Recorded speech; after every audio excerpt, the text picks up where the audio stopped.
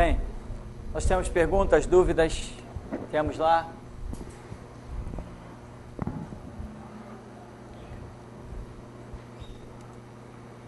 Quando o senhor pregava sobre a prisão de Paulo, a condenação sobre ele seria sobre a religião, certo? Não tinha outras acusações. Sim. E o senhor citou o catolicismo e o espiritismo. E falou sobre os pais de santo. Por que o nome pai de santo se eles cultuam o diabo e divulgam os demônios? Não são os mesmos santos da igreja católica que estão na macumba? Acho que tinha que trocar o nome, né? Padre ser pai de santo e o outro ser pai do demônio, o senhor não acha? Seria o mais lógico, o mais certo, né? Mas existem nomes que vão entrando na nossa cultura e a gente não sabe muito bem de onde veio, né? Eu vi nessa televisão esses dias, por exemplo, acho que chama mudança etimológica, quando uma palavra vai sofrendo variação, né? Tipo carnaval. Era carros navais, depois virou carnavales. Enfim, hoje a pessoa de carnaval. Quer dizer, já não tem nada a ver com a origem do que era. Porque antes as pessoas faziam uns carros com um barquinho em cima, faziam as suas procissões e até a beirada dos rios, dos mares, aí tirava aquele barquinho, jogava no mar, que era a oferenda para o demônio Iemanjá, para que a Iemanjá não roubasse o marido das mulheres, as mulheres que faziam isso. Então, de carros navais, carnavales, hoje virou carnaval e não tem nada a ver com a origem, senão o próprio culto ao demônio, que muitas vezes está tão estampado aí em sambas enredos, em fantasias, mas enfim. Por exemplo, hoje nós temos uma palavra, realengo. Realengo, uma palavra que veio à existência depois de que no local lá era real engenho, né? Olha aí, olha a diferença. Real engenho, só que fazia o engenho com abreviação. Real engenho, junta isso aí. Realengo. É porque naquele local... Então, nós sofremos, a cultura vai mudando certas coisas. Então, hoje, pai de santo, não tem nenhum sentido, né? Mas está aí. Tá aí. A palavra padre é uma palavra que não é brasileira. A palavra padre é do espanhol, né? Espanhol, sei lá, latim, aquelas coisas, não é uma palavra, mas a palavra padre significa pai. A palavra padre significa pai. Então, as coisas vão mudando, né? Pastor, por exemplo, é uma palavra, é uma tipologia, porque tinha o pastor de ovelhas. A Bíblia nos coloca como sendo ovelhas, né? O que é uma ovelha? Já que tocamos nesse assunto, né? Por que a Bíblia nos coloca, nós cristãos, discípulos de Jesus Cristo, nós somos pela Bíblia colocados como ovelhas? A ovelha é ou talvez o animal mais indefeso que existe. Ela precisa de proteção.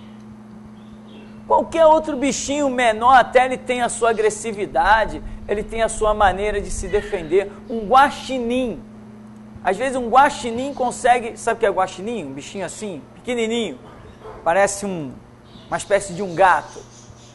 Aquilo ali consegue às vezes escapar de um leão, consegue sim tocar em algum lugar, consegue subir numa árvore, ele tem o seu sistema de defesa. Um guaxinim, uma coisa simples. Um gato é um animal pequenininho, mas corre, dá cada salto, não é? E a ovelha? A ovelha não faz toca para se esconder, a ovelha não tem unha capaz de se defender, a ovelha não tem velocidade suficiente para fugir, a ovelha não consegue saltar o suficiente de tempo, ela salta, mas logo ela se cansa. Então, quer dizer, e Deus nos classifica, nos faz a tipificação nossa com esse animal, ovelha. E diz que, eram como ovelhas que não têm pastor. Ou seja, totalmente desorientados, totalmente indefesos, sem saber para onde ir, sem saber o que fazer. A ovelha, dizem alguns, que sequer ela levanta a cabeça para olhar adiante, lá longe, ela olha sempre a poucos metros de si, ela não olha, não enxerga distante, mesmo se ela levantar a cabeça, dizem os estudiosos que a ovelha enxerga embaçado. Mesmo que ela tente olhar para distante, ela enxerga embaçado. São estudos que tem por aí, de repente, se você pesquisar na internet sobre ovelha, comportamento desse animal, você vai descobrir até coisas interessantes. Então, o que nós vemos? Nós vemos que a ovelha é um animal que sozinho ele se torna uma presa muito fácil. E Deus nos compara a ovelhas. Essas coisas vão acontecendo, né, no dia a dia. Sem pastor, a ovelha está sem nenhuma direção. Sem pastor, e o pastor tem na mão um cajado que servia para caçar lobo. Às vezes, como Davi, uma funda pronta para afugentar o leão. Enfim.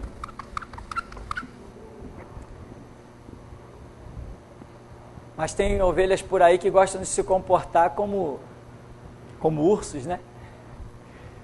Deixa comigo. Ovelha é ovelha, irmão. Não adianta que, por mais treinado que seja, sempre vai precisar de direção, sempre vai precisar de um pastor. Ovelha sem pastor, está perdido. Então as palavras sofrem mudanças e muitas vezes a gente não tem domínio, a origem, de onde veio esse negócio, não. Pai de santo. Muita gente diz, não, é pai de demônio. Não, não é nem pai, nem é santo realmente, mas nós não vamos mexer com isso não, né? Tem mais perguntas aí? Não? Tem. É uma pergunta da Raquel, da Espanha. Ela diz assim: pastor, eu queria saber se depois que nos batizamos nas águas, o segundo passo que o crente tem que fazer é buscar o dom de línguas. Porque todos os crentes têm que ser batizados em língua estranha ou não é necessário? Como é que se dá bom dia em espanhol? Quem sabe? Buenos dias. Buenos dias para a Espanha. Então, o que acontece? Isso aí foi uma regra que algumas igrejas criaram. Não é regra bíblica, não tem nada a ver com o Evangelho de Jesus Cristo, é mais uma daquelas loucuras criadas por pastores, né? Porque eles ficam confusos diante de situações e ao invés de ir para a oração, ir para a pesquisa, e é tão fácil pesquisar, o Evangelho tem apenas 4 livros ali para você pesquisar, uma coisa bem pequena, Mateus, Marcos, Lucas e João, ali você vai ver a regra que Jesus Cristo deixou para a igreja, é algo muito pequeno, muito pouco para se pesquisar. Em um mês você consegue ler aquilo tudinho ali, consegue ver todos os detalhes das regras deixadas para a igreja. Mas só que tem pessoas que não têm essa ideia. Tem gente por aí que quer ler 5 minutos e pregar 1 hora, quando na verdade é o contrário. Você tem que estudar, né? 1 hora, 2 horas para pregar 5 minutos. É o inverso. Mas as pessoas preferem mais repousar no seu título do que buscar conhecimento. Então se cria um monte de regras. Não, batismo no Espírito Santo, batismo nas águas, como é que vai ser? Aí, então, por exemplo, um grande exemplo são os presbiterianos, né? Que eles creem, já contei casos deles aqui várias vezes, eles creem que a pessoa primeiro tem que ser batizada nas águas e depois no Espírito Santo. Veja bem, se alguém disser que foi batizado no Espírito Santo sem primeiro ter sido batizado nas águas, eles dizem que é impossível, não creem. O que nós chamamos de batismo no Espírito Santo? O que nós chamamos? Porque a Bíblia até fala, sereis batizados, sereis revestidos com o Espírito Santo. Mas aí umas pessoas começam a querer achar a regra desse revestimento em sinais que na verdade não são regras. São sinais, mas não são regras. Porque são sinais que podem se manifestar na vida de uns e podem não se manifestar na vida de outros, porque Deus tem os seus propósitos. Nem todo mundo fala em línguas. O próprio Paulo diz, porventura falam todos línguas estranhas? Porventura são todos operadores de milagres? Porventura, Paulo vai falando um monte de coisa. Por exemplo, na igreja, todos nós louvamos a Deus, mas todos nós temos um ministério para cantar, para gravar CD? Não, mas nós vemos que tem pessoas aí na sociedade que Deus chamou, separou e abençoou para isso. Mas não somos todos nós. Nós vemos que tem pessoas que foram chamadas para tocar e tocam instrumentos e etc. Não somos todos. Então, todos nós somos pregadores? Sim, todos nós somos pregadores, mas todos nós vamos estar atrás de um púlpito? Não, não vamos. Então, nós precisamos tomar cuidado. Existem os sinais, mas para você transformar esses sinais em regras, você começa a se deparar com um abismo perigoso. Nós não podemos criar regras, nós temos que seguir regras. Então, os presbiterianos e uma série de outros, por exemplo, Nova Vida, eu conheci um pastor da Nova Vida com quem caminhei um bom tempo, ele também tinha essa regra maluca, de que a pessoa primeiro tem que ser batizada nas águas e depois buscar o batismo no Espírito Santo. E para eles, batismo no Espírito Santo era falar línguas estranhas. E quando acaba, o tal pastor não falava, imitava lá uma língua que todo mundo, pelo menos eu via claramente, tinha nada de Deus, mas ele inventou lá uma língua e ele era o batizado no Espírito Santo. Era nada, nem ele, nem ninguém da igreja dele, nem na Nova Vida não existia ninguém, de todas as Novas Vidas que eu conheci, tinha ninguém batizado no Espírito Santo. O que nós chamamos de batizado no Espírito Santo é o revestimento de poder, é a autoridade. Tem gente que fala língua estranha e é covarde. Que batismo é esse? Quem tem o Espírito Santo, meu irmão, não enxerga a barreira. Quem tem o Espírito Santo vai para a palavra, porque não adianta até dizer tem o Espírito Santo e não sabe nada de Bíblia. Isso é conversa fiada. Se tem o Espírito Santo, vai ter que ir para a Bíblia. O Espírito Santo vai impelir para a Bíblia. Esse camarada não quer saber de Bíblia e está falando língua estranha, vai falar no meio da rua. Né? Então, são regras que foram criadas. O batismo nas águas, depois o batismo no Espírito Santo. Tá, me mostra onde que Jesus ensinou essa regra. Não. Quando Jesus está com os seus discípulos ali, em Lucas 24, 49. Ali naquela altura mais ou menos, Jesus faz uma promessa e diz: vós sereis revestidos de poder, ficai em Jerusalém até que sejais revestidos de poder. Foi uma promessa, vocês vão ser revestidos de poder. E nós vimos em Atos 2, nós podemos entender que em Atos 2 acontece o cumprimento dessa promessa que Jesus fala. Aí ali, falaram língua estranha? A Bíblia diz que eles falavam em línguas de cada nação. Então nós entendemos que houve um sinal, uma operação de maravilhas, sei lá como se chama, em que os discípulos falaram em outros idiomas. Será que ocorreu o que nós hoje chamamos língua estranha ali? Não sei, mas a Bíblia não enfatiza que tenha ocorrido. Então, essas regras não têm fundamento. Uma pessoa pode ser revestida do Espírito Santo, mesmo sem ter sido batizada nas águas. Pode e ponto final, e não existe discussão quanto a isso. Por quê? Porque a Bíblia não diz que não. Não existe esse argumento de que alguém só possa receber o revestimento do Espírito Santo depois de ter passado pelo ritual da simbologia, que é o batismo nas águas, para adentrar a doutrina do Evangelho. Não existe isso. Alguém pode se tornar cristão mesmo sem ser batizado nas águas? Claro que pode, ou não pode. Aquele ladrão lá da cruz não se tornou cristão? Senhor, lembra de mim quando entrares no teu reino? Ele não era cristão? Foi batizado? Não, e quantos casos? Paulo se tornou cristão só depois que Ananias o batizou? Não, Ananias o batizou exatamente porque ele já era um cristão. Não é isso? Então, o batizar-se nas águas é consequência da sua já confissão. Quando você tem a confissão do cristianismo, aí você dá esse exemplo, vamos assim dizer, cumpre essa simbologia das águas, que são símbolo da palavra, que você é mergulhado, etc. Então, essa regra de que depois do batismo nas águas é que se terá o Espírito Santo, é uma regra que não tem fundamento absolutamente nenhum, sabe o que é nenhum? É nenhum mesmo. Qualquer pastor, líder, seja lá o que for, que prega isso, ele está precisando sentar num banquinho, abrir a sua Bíblia e estudar, porque nós não podemos criar regras que Jesus Cristo não tenha criado, não tenha deixado para a igreja. Ah, mais alguma pergunta? Não? Aqui, ninguém? Nada? Absolutamente? Todo mundo sabendo tudo. Então, meu irmão, já que nós falamos sobre essas regras, queria só voltar à expressão dos Atos dos Apóstolos e lembrar,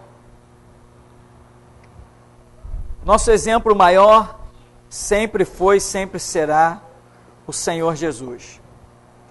Nós vimos a igreja do começo da história pegar fogo até os primeiros 200 anos da era da igreja. Nós vimos a igreja pegar fogo com os apóstolos e depois com os discípulos mais ligados aos apóstolos. Nós vimos a igreja pegar fogo. Nós vimos a igreja transtornar o mundo. Nós vimos impérios ficarem loucos. Quanto mais matava crente, mais crente aparecia. Parece que o sangue de um estava gerando o outro. Era uma coisa fantástica, uma coisa sobrenatural. Por isso que veio até o simbolismo do coelho, né? Um dos simbolismos do coelho foi devido aos discípulos, que se multiplicavam muito rapidamente. E quem já viu uma ninhada de coelho aí? Uma ninhada de coelho, às vezes, nasce até 15 coelhos de uma vez só. É uma coisa bem assustadora até, né?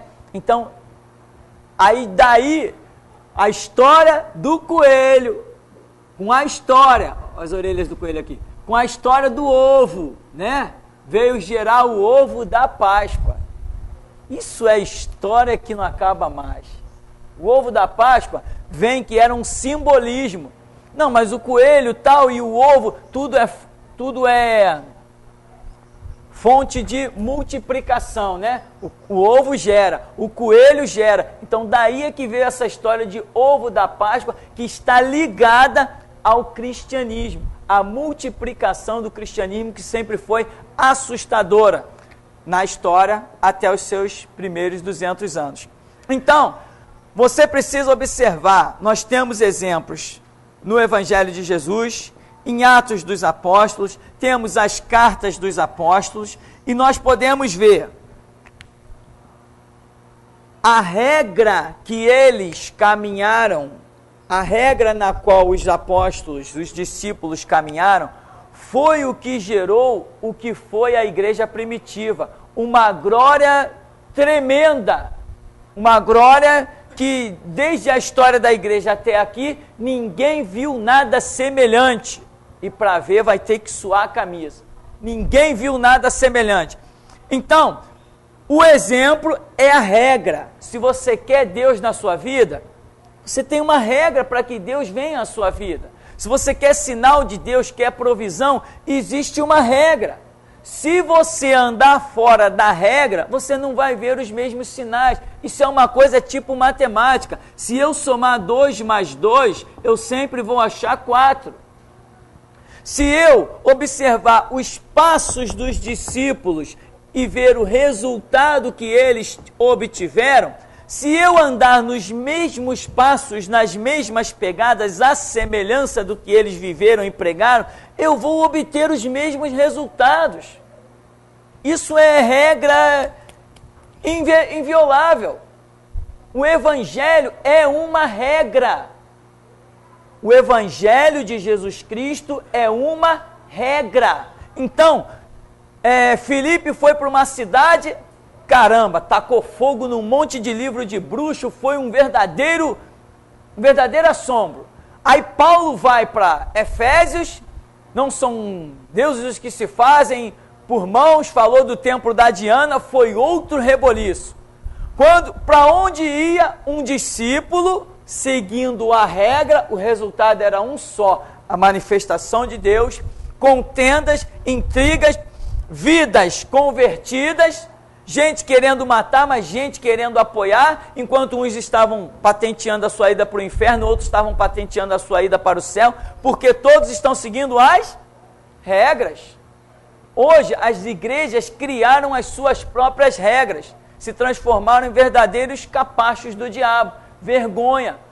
Criaram a regra de que não pode cortar o cabelo, criaram a regra de que a roupa tem que ter tantos centímetros, criaram a regra de que aquele salto é salto de homem, aquele salto é salto de mulher. Regras que os apóstolos nunca pregaram, regra que o Senhor Jesus nunca ensinou. Então, todo o resultado que nós vemos, desde Cristo até os apóstolos, até 200 anos da era da igreja, todos os sinais é porque eles seguiam uma regra. Pode ver o que Paulo prega, o que Pedro prega, em cada cidade que eles chegam, em cada situação que eles estão, o que eles estão pregando é tudo que concorda com a regra. Você quer resultados? Siga a regra. Ah, eu quero chegar a São Paulo. Irmão, você vai ter que seguir as placas. Você sabia São Paulo? Não sabe. Se tirar as placas, você não chega lá. Então, qual é a regra? É seguir as placas. Quer ver a glória de Deus na sua vida? Siga as regras do Evangelho. O Evangelho tem regras claras, explícitas, como se você fosse jogar um jogo. Você nunca jogou xadrez. Você quer aprender xadrez, você quer jogar xadrez. Você vai comprar um tabuleiro de xadrez, lá vem o papelzinho das regras. Você vai ter que seguir as regras para poder jogar xadrez. Você quer caminhar no Evangelho? Você vai ter que seguir as regras. O que mais nós vemos são pessoas querendo seguir o Evangelho, mas não querem seguir as regras. Na regra do Evangelho, existe um pastor. Na regra do Evangelho, existe liderança. Mas quanta gente quer seguir sua própria liderança? Quanta gente quer dizer, Deus falou comigo? Mas caramba, Deus falou contigo e não falou comigo? Ah, então eu sou palhaço. Quanta gente quer seguir sua própria regra dentro do Evangelho? Né? Enquanto que lá nós vemos Jesus revelando em Apocalipse, ele fala, ao anjo da igreja, mostra que tudo, né? O anjo da igreja tem o conhecimento de tudo. Ele tem conhecimento de tudo. Tanto tem conhecimento de tudo que Jesus o repreende quando ele não toma certas atitudes. Eu tenho contra ti. Tu não está vendo Jezabel lá não? E está aí de braços cruzados? Mas hoje as pessoas não seguem regras e fazem, não vão chegar ao objetivo. Existe um objetivo traçado por Deus para todos nós chegarmos, mas tem as suas regras. Aí daqui a pouco vem um palhaço, diz, não, você não pode falar língua estranha. Você já foi batizado nas águas? Então essa língua é do demônio. Eu já ouvi isso, meu irmão. Já ouvi isso. Aí vem outros palhaços, os batistas, não, nós não aceitamos línguas estranhas. Isso foi naquela época, isso foi lá em Atos, isso foi não sei aonde e tal. Não, nós não aceitamos língua estranha. Uma vez eu estava numa igreja batista e uma menina começou a falar língua estranha, uma jovenzinha adolescente. Meu irmão, foi um sermão horripilante do pastor. Não admito esse avivamento aqui dentro. O verdadeiro avivamento é lá fora. Quer dizer que falar língua estranha dentro da igreja sei lá, é pecado? Quer dizer que é lá fora que é o lugar de falar língua estranha? Então são regras que as pessoas criam. Por exemplo, nas Assembleias de Deus.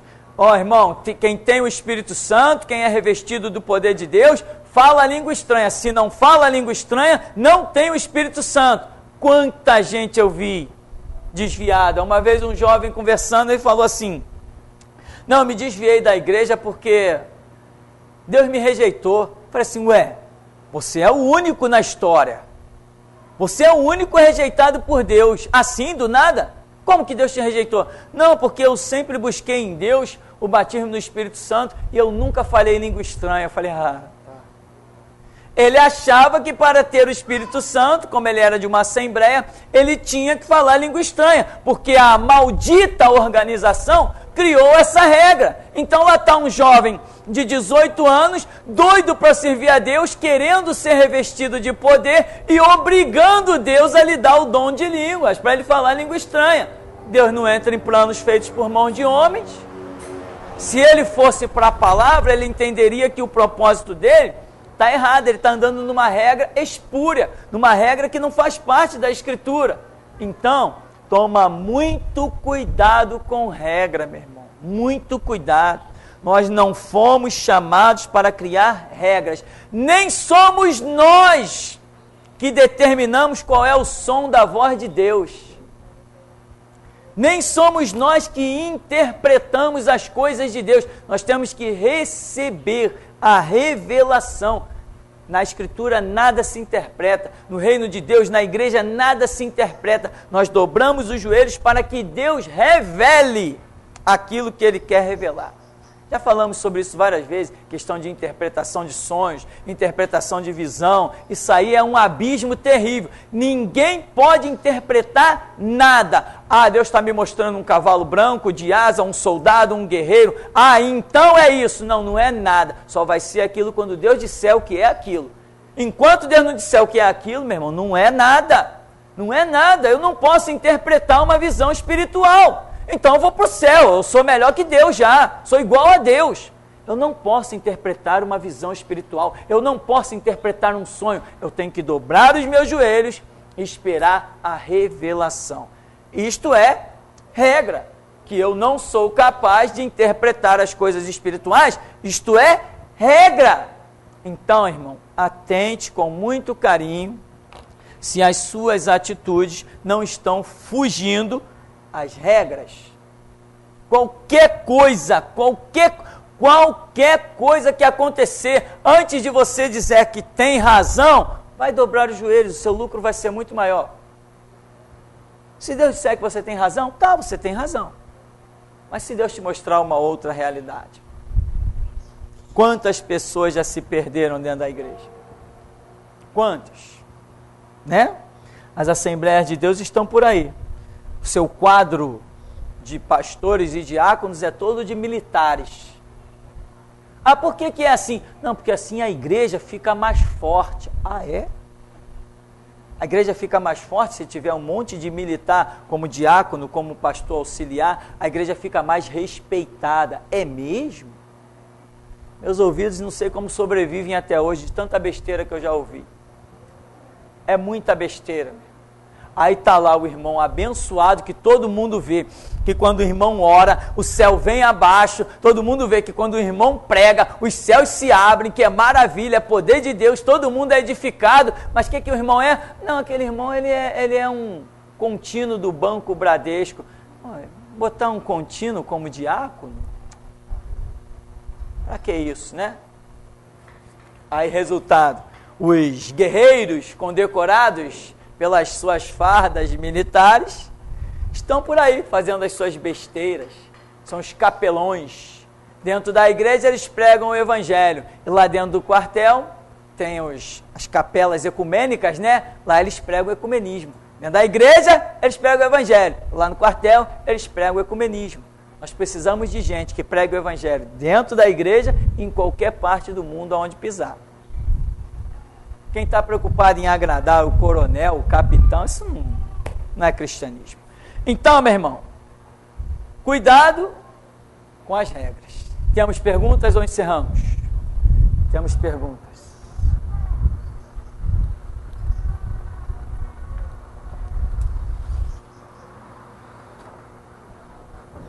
Lá em Josué, no capítulo 1, Deus falou a Josué que ele vai fazer aquele povo entrar na terra, não é? E em seguida ele diz uma regra que ele tem que cumprir, que é...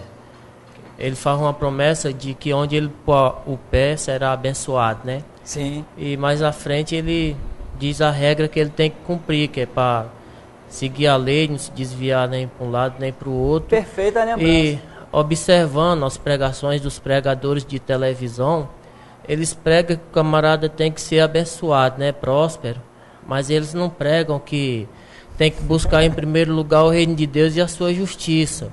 E depois aparece o camarada dizendo que conquistou isso, conquistou aquilo. E haja baboseiro. Quando Deus chamou Josué, isso é bem interessante. Quando Deus chamou Josué, tá vendo essa terra aí? Eu vou dar isso aí, eu vou fazer você herdar a promessa, mas não te aparte do livro da lei. medita de dia e de noite para que prudentemente tu te conduzas e faças prosperar o teu caminho. Tu quer se conduzir prudentemente? Tu quer fazer prosperar o teu caminho? Tem a regra. Medita no livro da lei de dia e de noite. Tu vai prosperar o teu caminho, tu vai se conduzir prudentemente, tu vai conquistar. Qual é a regra? Medita no livro da lei de dia e de noite. Hoje tu vê Silas Malafaia, Mike Murdock. Ih, rapaz, tive um sonho que o Silas Malafaia ligava para mim. Silas Malafaia, Mike Murdock, lá na televisão. Qual é a regra dele? Você quer prosperar? Eu sou profeta. Contribua com tanto. Não é essa regra que eles criam? Mas essa regra não faz parte do Evangelho. Olha, eu sou profeta e Deus está me dizendo, eu vi e ouvi, lá na minha TVzinha lá, eu vi e ouvi um programa da manhã, o tal do Mike Murdock, sou profeta de Deus, Deus está me falando como é o nome do outro, Morris Cerulo, também, esse também, os três falando a mesma coisa. Deus está me falando que quem contribuir para essa obra com X, não lembro agora qual era a quantia, quanto? 900? Só isso? Aí, tu anda assistindo lá, né? Qual é, irmão? Fica por aqui. Ó, quem contribuir com tanto, Deus está me falando que vai fazer prosperar. Ele criou uma regra. Quem der tanto em dinheiro vai prosperar. Ele criou uma regra. Ele está fora das regras do Evangelho. Ele está criando sua própria regra. A Universal é mestre em criar regras. A Universal vive criando regras. E tem uma sala da Universal, um baita de um galpão, aonde tem pessoas pagas para criar idolatria. Então fica aqueles artesãos lá, pagos, e os caras criam castiçal, verdadeira obra de arte. Tudo pintadinho, bonitinho. A vida dos caras é fazer aquilo ali. E ali eles dizem que, esse castiçal aqui tá bonito, vamos criar uma regra.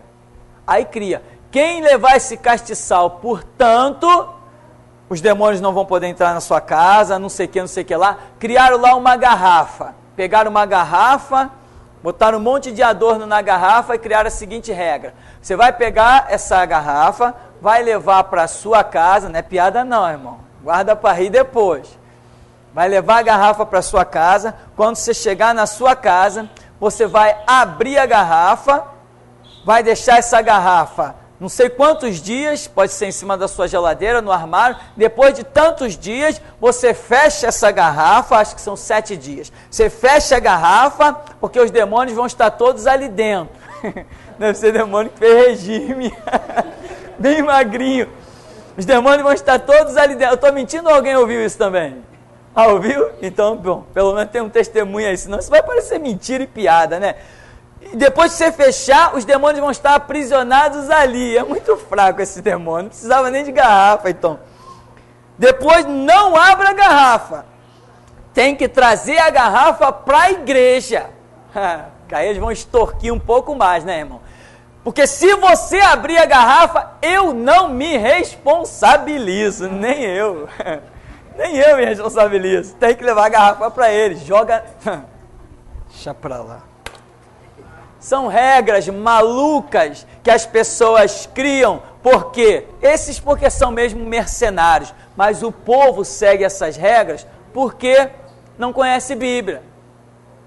Lá, a Igreja Católica também distribui o pão do Santo Antônio, não distribui? Tem uma época que distribui o pão do Santo Antônio. Tem outra época que distribui um mato lá, Domingo de Ramos, né? Distribui uma palminha assim, um negócio de palmeira, uma folha de palmeira. E as pessoas não vão lá pegar? Não traz aquilo, uns penduram assim na cama, outros penduram... Aonde, irmão? Ah, vocês foram lá, né? Aí os penduram atrás da porta. E assim... Por que as pessoas aceitam regras? Porque não conhecem a regra, que é o Evangelho de Jesus Cristo. Senão não aceitariam. Então, fazer o quê? Nós vamos gritando. Os que acordarem, acordou. Quem não acordar, não acordou. Tem pergunta aí? É uma pergunta do Leandro de Fortaleza. Pastor, quando uma pessoa ora pelo fechamento de um centro de macumba, é comum um demônio atormentar a pessoa por causa das orações? Pois eu estive orando pelo fechamento de um centro e teve uma noite que um demônio chamou meu nome com um tom ameaçador. Isso é uma realidade. O demônio, ele tenta intimidar. Sempre. A pessoa pode, não vou dizer que é o caso do irmão, não é a questão. A pessoa pode ser mais fraca ou mais forte na sua fé. Isso é uma realidade, tanto que Paulo diz assim, cada um anda na fé que alcançou.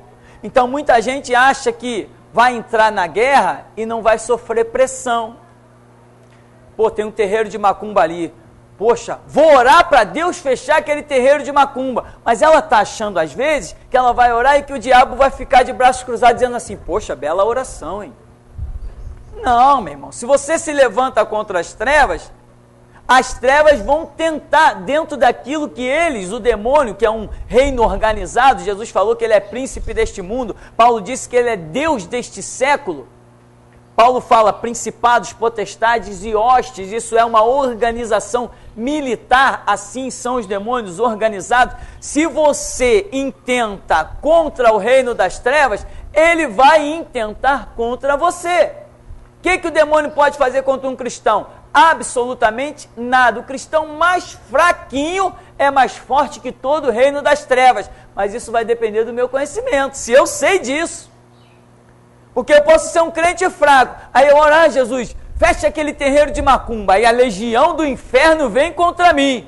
Quando eu me ver cercado de carros e carruagens, se eu não tiver consciência de que maior é o que está em mim do que o que está no mundo, eu me calo, eu me retraio, eu me amedronto, aí o demônio venceu, eu não oro mais, acabou a operação de Deus. Então o diabo investe. Né? Então é comum? Por exemplo, lá em Abaeté eu conheci um jovem que ele entrou numa casa que estava tendo um problema, lá tem muitos desses casos, um problema de um demônio atormentando uma família. E o camarada foi lá e orou, expulsou o demônio lá, acho que de uma jovem, expulsou o demônio. Quando ele está no dia seguinte, dormindo na casa dele à meia-noite, que ele olha para o lado, quem que ele vê? Deitadinho com ele na cama.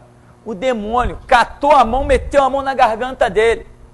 E ele, tentando acordar a esposa dele, pedir ajuda, meio sem força, sem conseguir falar nada, no maior desespero, a esposa dele não acorda e ele naquele sufoco, o demônio apertando a garganta dele.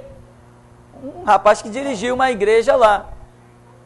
Ele não estava preparado para aquilo que ele foi fazer. Alguém botou ele lá atrás, ele achou que o título que deram a ele era o bastante para se levantar contra aquela obra, foi lá expulsar um demônio, o demônio que ele expulsou, meia-noite estava deitado na cama dele, foi horror para ele. Conta ele que a coisa foi horripilante, até que a esposa dele acordou, depois de um sufoco terrível dele ali, dominado pelo aquele demônio visivelmente em cima dele. A esposa dele acordou sem ver nada, mas vendo o estado que ele se encontrava, começou a clamar por ele ali, até que o demônio saiu fora, foi embora. Quando ele foi e contou tudo o que estava acontecendo. Então, nós estamos em guerra. Estamos em guerra. Quantas vezes nós já paramos para orar e escutamos passos aqui, passos ali, grito aqui, grito ali. Eu conheci a experiência de uma pessoa que eu conheci no tempo da Igreja Batista da Gamboa, e ela conta que um livro que eu emprestei um livro para ela. O livro era bom demais. Ela me devolveu o livro sem ler. Porque ela conta que quando ela abria o livro para ler, ela sentia passar sombra, ela sentia coisas acontecer, era grito, era porta batendo, era janela batendo, ela fechava o livro e parava. Aí ela tentava no outro dia, quando ela abria o livro, a mesma coisa. E o medo tomou conta dela, ela fechou o livro e me entregou. Sem ler o livro, sem adquirir o conhecimento precioso que ali estava. Às vezes o diabo, olha, quantas pessoas não começam a ler a Bíblia e diz, caramba, eu estou muito bem, mas eu começo a ler a Bíblia e me dá um sono. Não dá? Quantas pessoas já disseram isso? É a guerra, irmão, é a batalha espiritual. Então o caso desse irmão lá de Fortaleza, é uma realidade. Se você se levanta contra o diabo, se ele achar uma maneira dele investir contra você, ele vai investir. Agora, se você tem consciência da força, o poder do Deus que você serve, quando você vê o diabo vindo lá longe, você puxa a cadeira e diz assim, pode vir, estou te esperando. Mas se você não tiver essa consciência, essa firmeza psicológica e esse conhecimento espiritual, quando você vê o diabo vindo lá embaixo, você já está lá embaixo também, longe, bem longe. Essa é uma realidade. Tá ok? Tem mais pergunta? Tem ainda? De uma pessoa da Espanha, diz assim, os demônios dos terreiros de macumba, eles podem saber os planos que Deus tem na sua vida e no futuro, e o que você entende por vaidade e não usar acessórios, pintar cabelo e etc. Bom, os demônios, eles não podem saber os projetos de Deus, porque eles não têm onisciência. Agora, se eu menciono, ele pode até ouvir, mas também não faz a mínima diferença se o demônio ouvir. Entendeu? Se eu disser assim, ó, irmão, eu vou sair daqui, eu vou fazer uma viagem, vou pegar o Brasil a 120 por hora. O demônio vai dizer assim, eu vou armar um acidente para ele. Vai, manda ele entrar na frente do meu carro que eu quero ver. Amém? Os planos de Deus não podem ser frustrados. E não é o fato de o diabo tentar investir contra a minha vida que ele vai conseguir. Então, se ele sabe ou não sabe, talvez o diabo saiba o plano de Deus na minha vida. Porque eu recebi um e-mail de um camarada que assinava como sendo Lúcifer. E ele dizia assim, Elias, eu te conheço. E ele falava um monte de besteira, um monte de ameaça, um monte de palavrão, e dizia assim, eu vou armar para você, seu cristão. Então o camarada falou coisas verdadeiras a meu respeito, demonstrando conhecer um pouco do projeto de Deus na minha vida, está armando contra mim e eu estou esperando. Até agora, não me afligiu em absolutamente nada. Continuo tocando a obra do mesmo jeito. A hora que o diabo aparecer na minha frente, aí eu vou ver como é que fica. O que eu resolvo fazer com ele, porque ele fazer comigo, ele não pode absolutamente nada.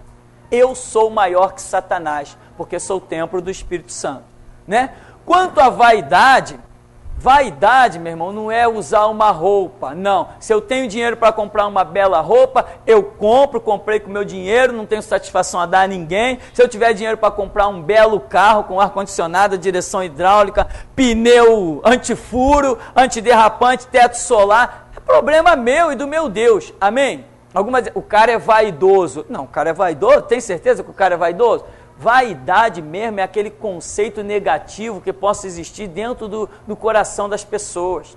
Isso é que é a vaidade, o orgulho, a prepotência. Você, eu tenho um carro novo, então eu sou melhor do que não sei quem. Aí você está entrando no campo da vaidade. Não, mas se eu tenho um carro novo, é porque eu reconheço que o meu Deus me abençoou e me deu. Eu estou pensando, eu tenho e simplesmente eu tenho. Não estou me comparando a ninguém.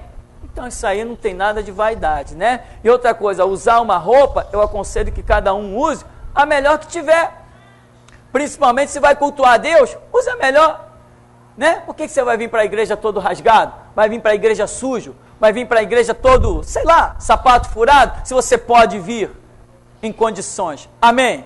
Então, vaidade não é o que as pessoas pensam, de cabelo, de roupa, né? Eu aconselho aqueles que ficam bonitos de cabelo pintado, se quer pintar, que pinte. Quem quer usar batom, que use. Quem quer usar pintura, que pinte. Quem quer fazer a sobrancelha, que faça, né? Senão você pode virar aqueles King Kong da Igreja Deus é Amor. Aquela vergonha, aquele caos, aquela coisa horripilante, sem sentido. Irmão, tem que falar assim para as pessoas acordarem e entender que o ministério aqui não participa destas visões. Sujeira e falta de asseamento para mim é do diabo. Deus quer que andemos limpos, direitinho, bonitinho, arrumadinho. É assim que Jesus Cristo quer que a gente ande. Amém? Então é isso que eu entendo. Vaidade é um conceito que as pessoas confundem. Ah lá, fulano está pintando o cabelo. Está pintando o cabelo porque pode pintar, porque a tintura custa dinheiro. Pagar alguém para pintar ou dispor do tempo, tem que ter. Então, se pode, faça. Se tem condição, faça. Você não vai tirar da boca dos seus filhos para pintar o seu cabelo. Não, mas busque em Deus se Ele te deu condição. Quer pintar o cabelo? Pinte. Quer fazer a sobrancelha? Faça. Quer fazer suas unhas? Faça. Eu aconselho que faça. Se você pode, faça. Se te agrada, faça. isso não tem nada de vaidade. Amém? Isso tem a ver com aparência e você querer demonstrar a sua melhor aparência. Quando meu óculos está aqui todo enferrujado, todo descascado, eu vou e faço outro. Até quando eu estou engordando muito, eu acho que a minha figura fica feia, eu procuro fazer um regime. Faço um regime. Mas, pô, não estou legal, estou ficando gordão. Eu faço um regime. Alguém vai dizer assim, e o pastor é vaidoso. Nesse ponto, sou sim, sou muito vaidoso. Não gosto de andar forçando meus joelhos, meus tornozelos. Quando eu sento ali no carro, se eu estou gordo, fico todo desajeitado, né? Então, vaidade não é você usar uma coisa, usar outra, ter um aciamento, não. Vaidade é quando o orgulho está na sua vida e você se acha melhor do que os outros. Isso que é uma vaidade horrível. Amém? Vamos ficar por aqui então? Vamos agradecer ao Senhor. Amado Deus, Pai querido, nós te glorificamos nesta hora preciosa, neste momento inigualável. Obrigado, Deus, por estas horas que aqui pudemos passar. Senhor, e o Senhor tem o Espírito que tem concedido a cada um de nós para ministrar no profundo do nosso ser e nos convencer do pecado, da justiça, do juízo. Assim, ó poderoso Deus, nós te glorificamos porque o teu Espírito vai com a gente e nós te suplicamos, sonda-nos, Senhor, e vê se há em nós algum caminho mau e guia-nos pelo caminho eterno. Mas, Deus, nós deixaremos bem claro, se não for a tua palavra, se não for o teu Espírito, se não for a tua revelação a nos mostrar o que é o caminho mau, da boca de homens nós não aceitaremos. Por isso, Senhor, dá-nos a tua graça e o teu favor, em nome de Jesus. Amém, irmãos? Vamos em paz, em nome de Jesus.